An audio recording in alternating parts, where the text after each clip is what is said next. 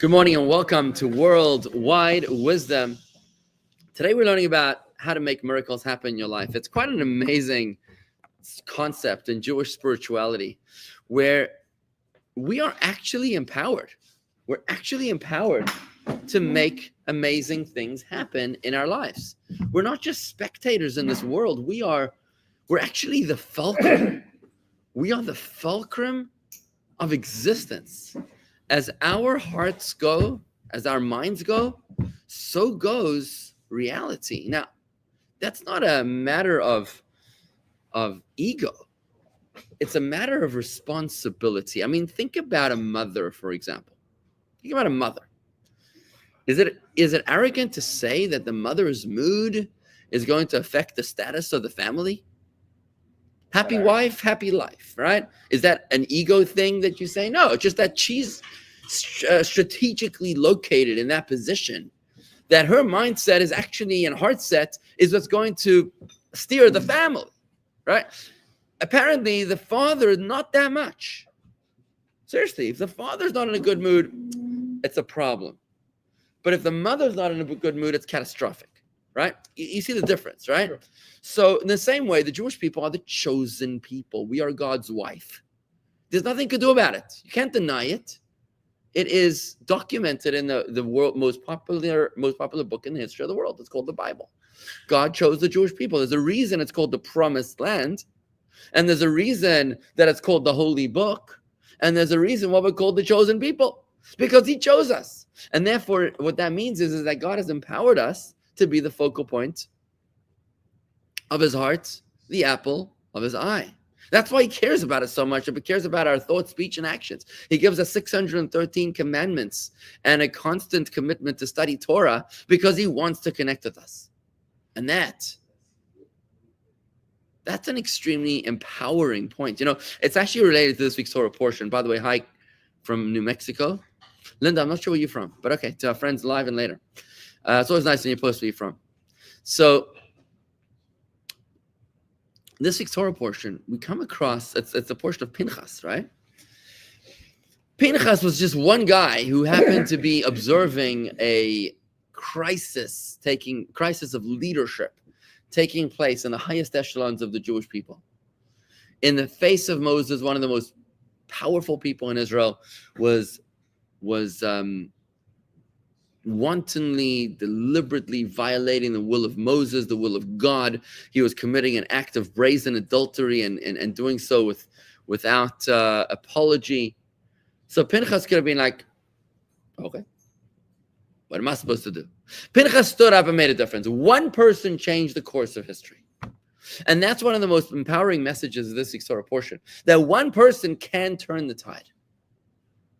Where you can't say, well, I'm going to wait for somebody else to do it. Ethics of the Fathers instructs us, b'makim she'ein ish, in a place where there is no man.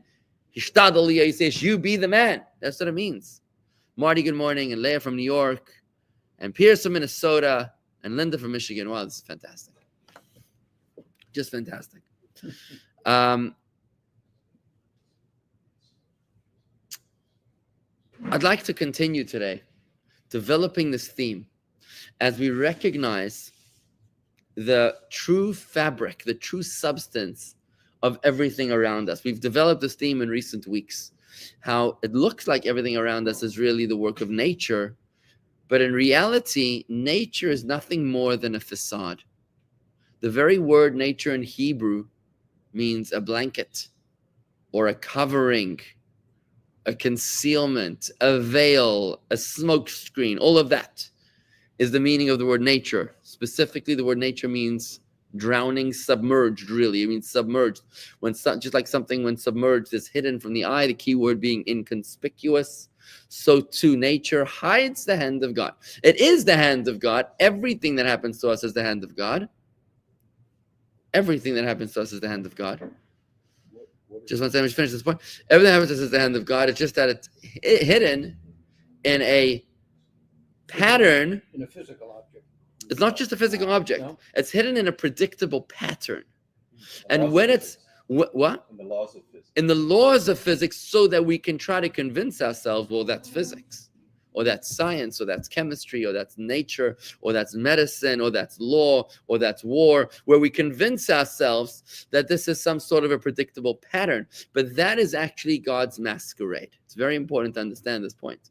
God's masquerade is predictability. And it is the most perfect disguise. Why is it the most perfect disguise? It's a very, very important point to understand. But before I get there, what was your question? What is the word nature? Teva. You can actually see it at the very bottom of page 264. Bottom of page 264. You'll see over there, we haven't reached there yet, but at the bottom of the page, it gives you that little description on the word Teva. Okay. So why is it that God's most perfect disguise is patterns of predictability? I'll tell you why. Because God happens to also be the master of the universe. So therefore, if he's trying to hide from us, you know what he did? He designed us in a way that we will repeatedly fall for this disguise. Let me tell you why. In the very first chapter of Tanya, which is the founding text of Chabad philosophy, the Alter Rebbe drops a bombshell as he tells us that every single human being, Jews and Gentiles, have a soul which originates in the outer bands of godliness. The outer bands of godliness. In Kabbalistic terminology, it's called klippa. Klippa means a peel or a shell or a husk. It's the outside of the egg. It's the outside of the wheat kernel. It's the outside, right? When the Alter Rebbe tells us, reveals to us, that the Torah reveals to us, that our souls of human beings originate in God's outer bands, in God's superficiality. Out of what? Outermost. Outermost. Outermost. Outermost. Okay, whatever. If that's the case, then you know what happens? We, the nature of anything is inherited by its, what's the word? Decedent? When somebody dies and they bequeath to their Descendant. Descendant, not decedent. Decedent is the one who passed. So the decedent bequeaths to the descendant. Is that right? The decedent bequeaths to the descendant. But the descendant cannot inherit what the decedent didn't bequeath, right? So, for example, if the decedent bequeathed $1 million, right, then the descendant is not going to receive the gift of composing like Mozart. He's going to get $1 million, not culinary gifts, not musical gifts, not mathematical genius. The descendant of Einstein is going to inherit mathematical gifts, not financial gifts, right? Because he's getting Einstein. I mean, maybe there's also financial gifts, but whatever's in the estate is what's going to be inherited, is my point, right? So when our souls, human souls, originate in the outer bands of godliness, it means that we inherit the traits of the outer bands of godliness. So if we're coming from a place of superficiality, superficial meaning the outside, right? The husk, then that means is that it translates in our character being such that it's superficial. We are superficial beings. Why are we superficial beings? Because we come from God's superficiality, and that's by divine design. It's on purpose. This is the reason why the media is such a problem. I'm serious. This is the reason why the media is such a problem. Imagine if October 7th happens, right? October 7th happens, and it's very, very obvious who the good guys and who the bad guys are, right? Comes the media. I was in Europe the other day, and we heard on the radio in Italian, and all that they said, that this is the following announcement. They just said in the news, 3 o'clock news, Israel attacked the hospital in Gaza, like 2 weeks ago. 27 people were killed, including, I don't know what, X amount of children, right? And women. Next in the news. So what's going to happen now when somebody hears that story from the media, right? Are they going to say, well, that's ridiculous because Israel's still trying to rescue her hostages, which are most likely underneath that hospital, or terrorists are hiding in the hospital. We know that terrorists are hiding in the hospital, right? We know that terrorists hide behind human shields, but that's not what they said in the report. Are people listening to this going to say Israel is very good? No. They're going to say Israel is evil. That's what they're going to say. Because as human beings, we are deeply moved by external perceptions, and we pay nearly no attention to what lies beneath the surface. Superficial knowledge. Superficial anything, right? Yeah. Which is why, like, what am I allowed to go into plastic surgery? Is that safe to go there, plastic surgery? Sure. Right? I mean, people spend I'm recovered. countless sums. People spend countless sums on their skin, plastic surgery. But do they spend the same expense on their internal character? I don't think so, right? It's very important to us. Marketing is a very, very important industry in the world.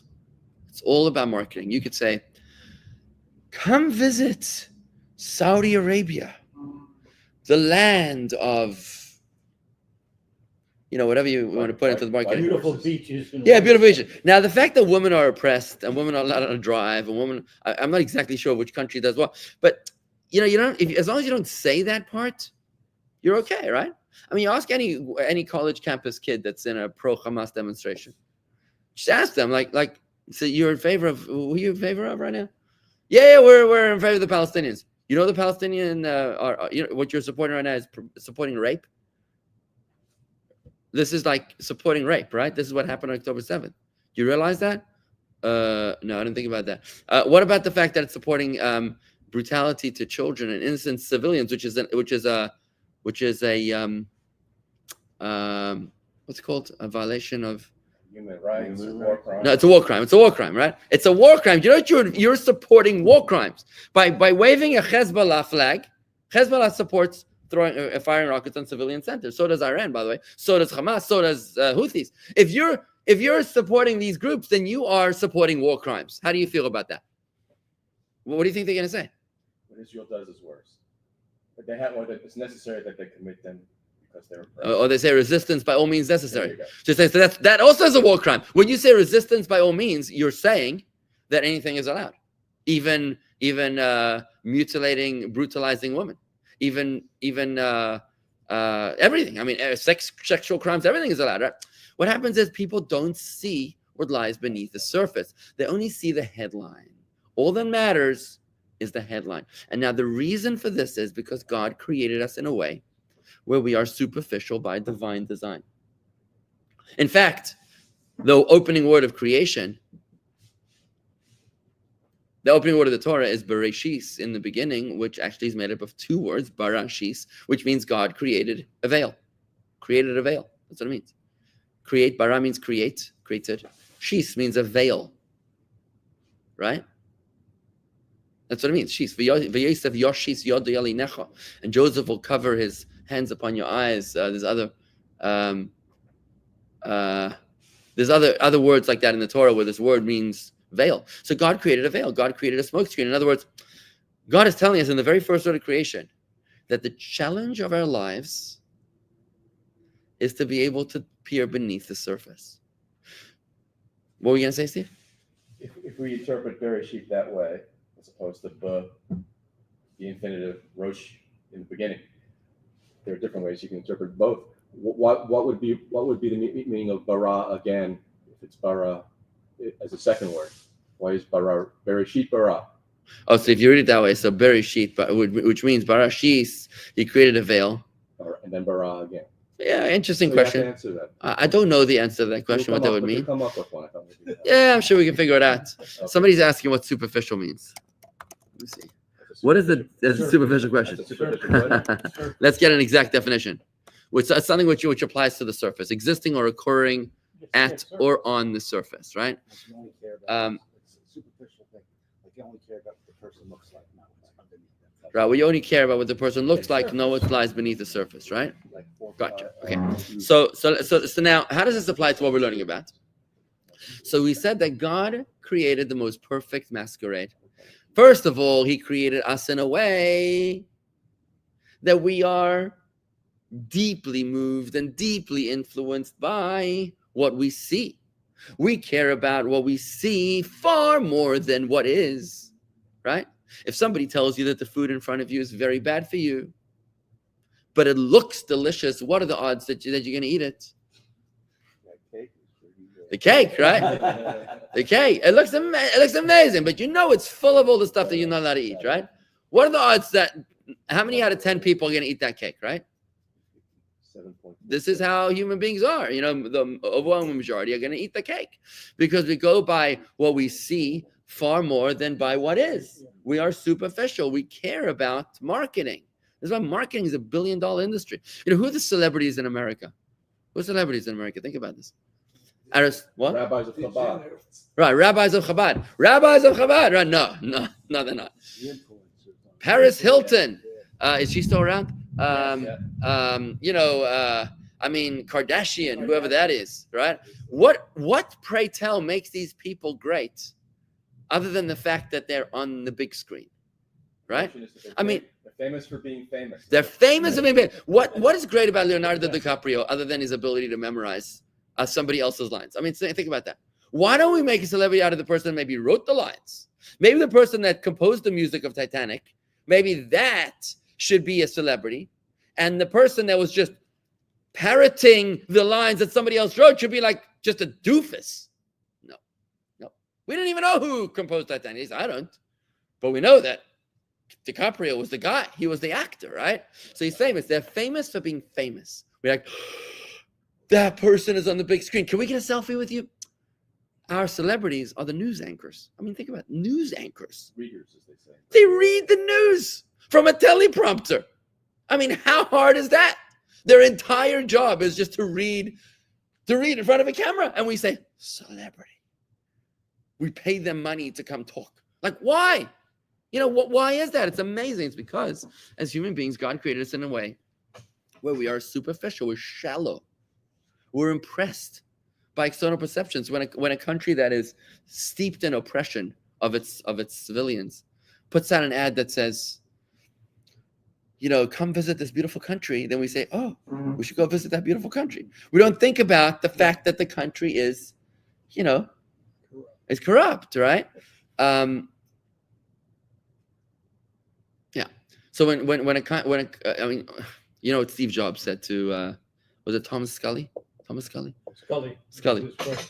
His first CEO. He was trying to convince Scully to move out of Pepsi, which was probably a very successful company, to come be the CEO of his little garage startup thing called Apple, right? And Scully was like, no way I'm leaving my, very successful job to come to your little dream here of whatever you want to do there. And the famous line that Steve Jobs said to Scully was that, okay, have it your way. You can sell sugar drinks for the rest of your life. You can sell sugar water for the rest of your life, or you can come join me and change the world. Right? What is Pepsi? What's Pepsi? It's bad for you. It's like a drink that's going to make you feel bad. Temporarily, it's going to make you feel good for 5 seconds, maybe. Right? And then after, it's going to make you feel bloated and sick and sugar and everything else. Right? So as long as they get a supermodel to drink it, what's going to happen? We think, if I drink it, I'm going to look like her. That's what we're thinking. Why else would they be putting a supermodel there, right? Because we're thinking that it's external perception. It makes no sense. There's no connection between the model. I guarantee you that she doesn't look like that because she's drinking this all day. In fact, it's because she's avoiding this. That's why she might be looking like that. Right? But it's our perception. We say, no, we associate this with that because we're superficial. So now God created us in this way. So God says, now I'm going to hide. How am I going to hide? Why does God want to hide? Remember. Why does he want to hide? Doctrine of divine anonymity. He wants to remain anonymous so that we can have free choice, so that we can have reward and punishment. Otherwise, there's no point, right? So how does he hide? He says, now he hides behind the predictable pattern. And what do we say?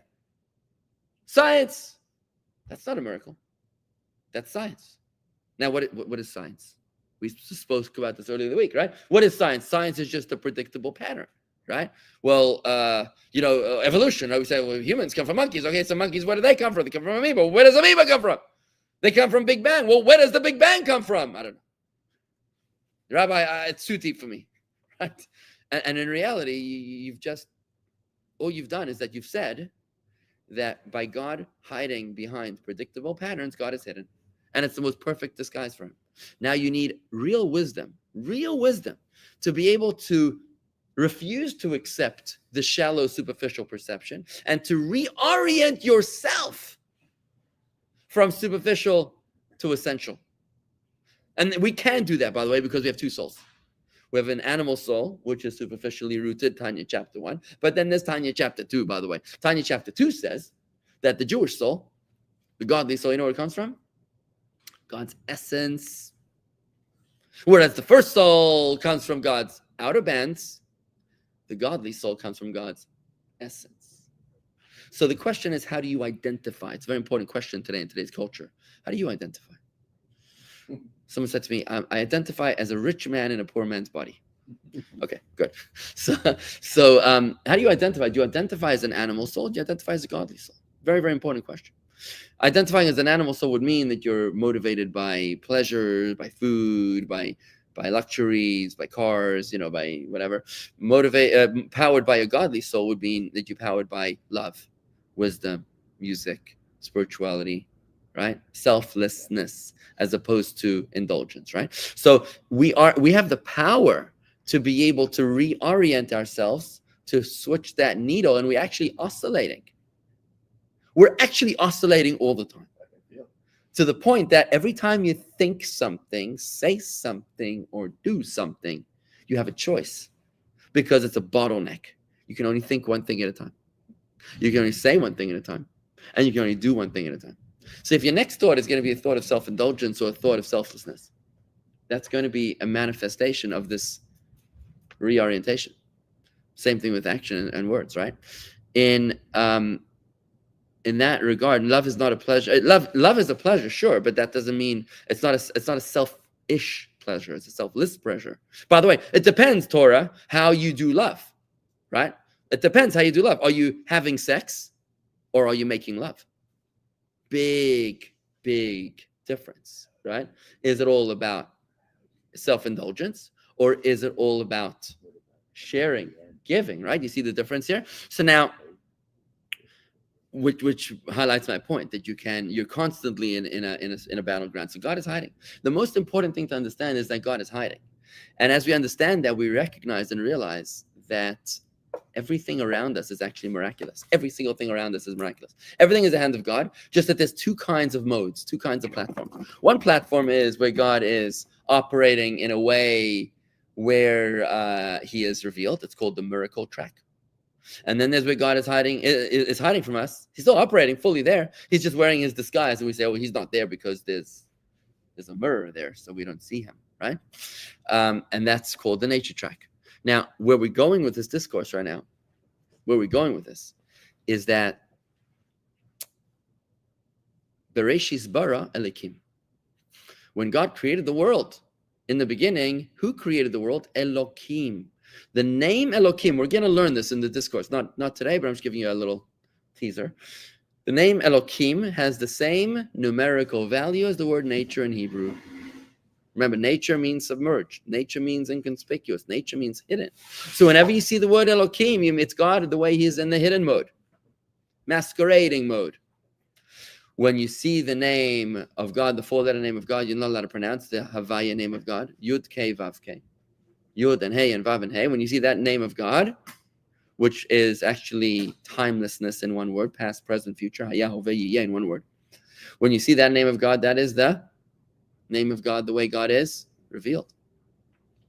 When God creates the world, he does it through the name of Elokim in the opening verse of creation, because God tells us, I'm hiding. By the way, I'm hiding behind this wall, so therefore I'm not here. Can you imagine? I play with my kids. My kids call. They say, is anybody in the room? I say, nope, nobody's here. And they're like, then who said that? Right? That God is literally telling us. In the opening verse of creation, he's like, in the beginning, I created through a masquerade. And then what do we say? We say, oh, there's no God. Because it's a masquerade. But if a smart person would say, no, who said that? Right? When we pray to God, you know how we pray to God? In the opening verse of this discourse. Chapter 20 of Psalms. La menatzeach mizmor leDavid yanecha havaya b'yem tzara. When we pray, we say, may Havaya answer you on the day of your distress. This is what we want. We say, may God's revealed platform be my guiding light, because I don't want God's hiddenness. And this is where we're going in today's discourse. Okay? Fine. Anyways, that's a wrap. Any questions? Good? All right. Just remember God's masterful masquerade.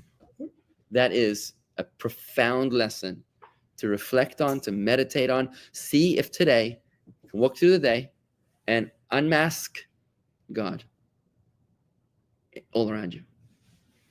Wow. So I have a friend, Rabbi, who's